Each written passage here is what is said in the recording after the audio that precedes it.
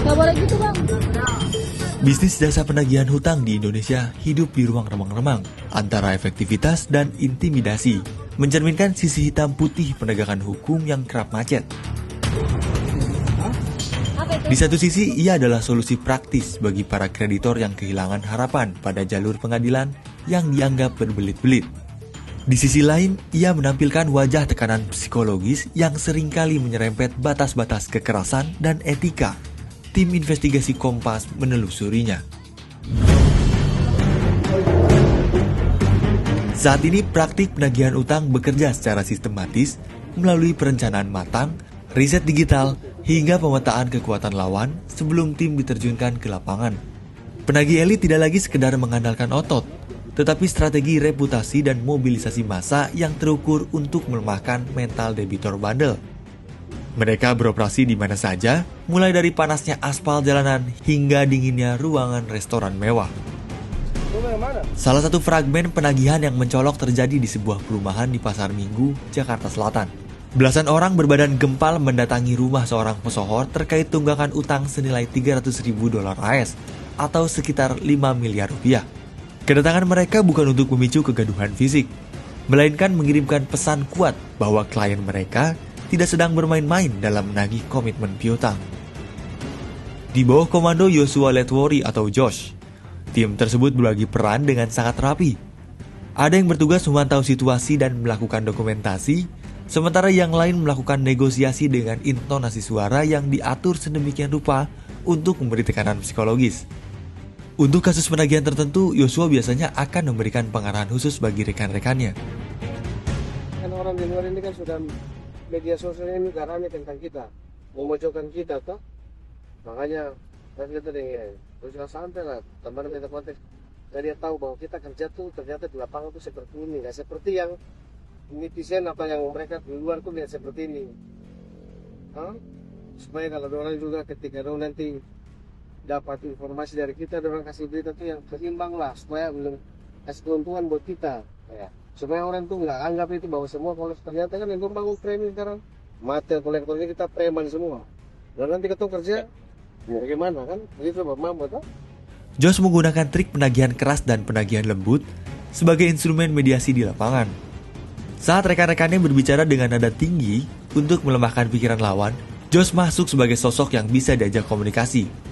Baginya intonasi keras adalah bagian dari prosedur untuk mendapatkan kejelasan pembayaran, bukan sekedar tindakan arogansi semata.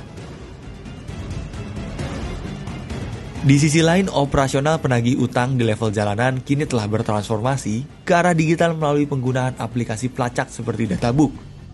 Melalui aplikasi ini, para mata elang dapat mengakses data identitas pemilik, perusahaan pembiayaan, hingga detail tunggakan cicilan hanya dengan memasukkan nomor plat kendaraan sasaran.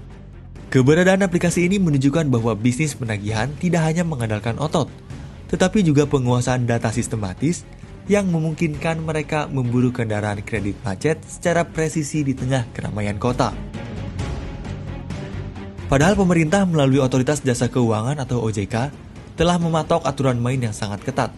Pasal 62 Peraturan OJK nomor 22 tahun 2023 dengan tegas melarang penggunaan ancaman, kekerasan atau tindakan yang bersifat mempermalukan konsumen dalam proses penagihan.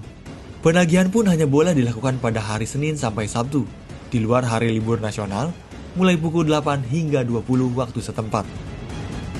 Regulasi tersebut juga menekankan bahwa penagihan tidak boleh dilakukan dengan tekanan fisik maupun verbal kepada pihak selain konsumen. Pokoknya intinya kita cuma melindungi konsumen yang beretikat baik. Jadi kalau orang ngemplang, orang nyuri, ya jangan, kita nggak boleh juga melindungi, nanti kasihan dong PUJW-nya bangkrut semua. Namun dalam kenyataannya, banyak praktik di lapangan yang bergerak menjauh dari ketentuan tersebut, seperti penarikan kendaraan di jalanan tanpa putusan pengadilan yang sah. Hal inilah yang sering memicu konflik horizontal hingga berujung pada tindakan pidana. Bagi sejumlah perusahaan besar, jalur negosiasi penagihan hutang tetap menjadi primadona karena dianggap paling cepat memberikan kepastian. Penagihan internal seringkali gagal ketika komunikasi dengan debitur terputus, sehingga keterlibatan pihak ketiga yang ahli dalam mediasi menjadi sebuah keniscayaan. Disinilah peran para praktisi penagih hutang yang bekerja secara semi-formal namun tetap berpayung hukum mulai menguat. Adalah Priyanto Hadi Saputro, seorang pengacara yang mendalami praktik penyelesaian utang antar perusahaan. Ia biasanya menangani tagihan barang dan jasa yang pembayarannya tersendat dalam nilai yang sangat besar. Sudah ada semua aturan hukum yang mengatur uang prestasi terkait dengan tagihan yang tidak dibayar ya. Kita bisa mengajukan gugatan sederhana untuk yang di bawah 500 juta atau gugatan prestasi, atau bahkan kita bisa melakukan kepailitan bagaimana yang diatur di Undang-Undang Kepailitan dan PKPU ya.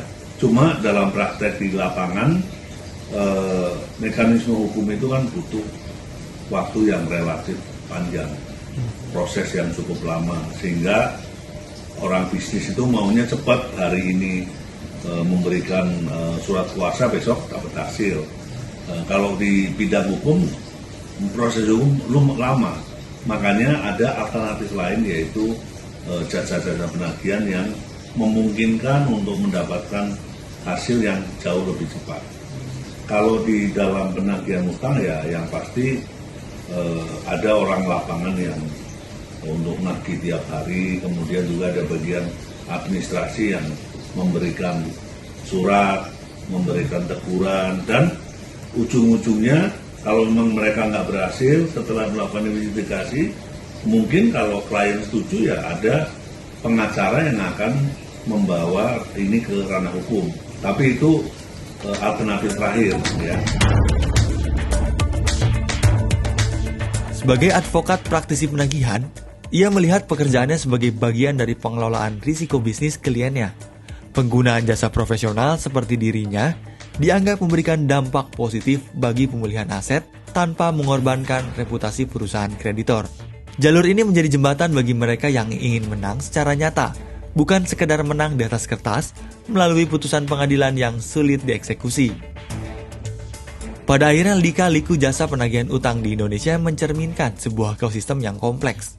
Selama hukum formal belum bisa memberikan kepastian waktu dan hasil, maka profesi penagihan utang baik yang beroperasi di jalanan maupun di kantor firma hukum akan terus menjadi bagian tak terpisahkan dari roda ekonomi nasional.